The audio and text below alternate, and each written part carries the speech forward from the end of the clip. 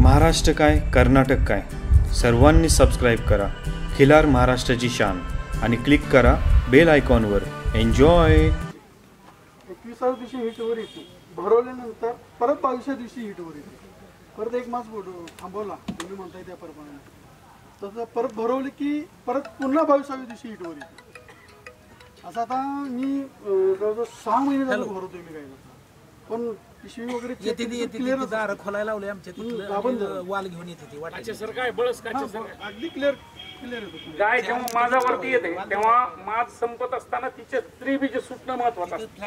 सुटणं महत्वाचं, ते जर नाही सुटलं तर डॉक्टर येऊन कृत्रिम रतन करून जातील.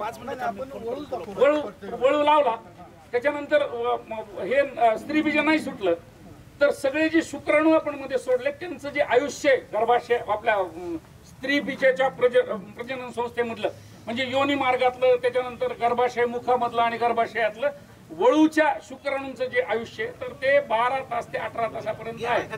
तेवढ्या तासामध्ये ते जर मृत पावले आणि त्या काळामध्ये पुन्हा काय अजून माझंच चालू, कारण 22व्या दिवशी ती माझ्यावर दिसते म्हणजे तिचं स्त्रीबीज नाही सुटलं.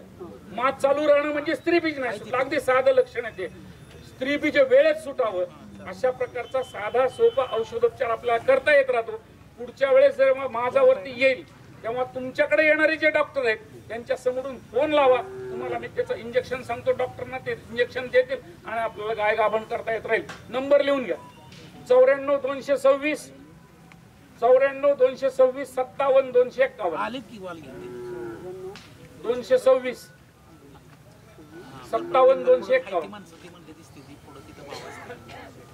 त्यांना म्हणा अलीकडे 14 वेळेस उलटलेल्या गायी सुद्धा आपल्याला तुमच्या म्हणजे ऐका ना, तुमचं जर निरीक्षण चांगले असले तर आपल्याला योग्य उपचाराने गाय गाभण करता येणं शक्य आहे. तुम्ही हे ज्या दिवशी माझ्यावर येईल त्या दिवशी करा. रोजचा मात्र नमस्कार करू नका, जेवढं सांगा माझा तुम्हाला आयुष्यभराचा नमस्कार आहे, काय प्रश्न नाही. तर व्हॉट्सअपवर मी आहे, त्याच्यामुळे कधी तुम्ही कळवा, काय प्रश्न नाही.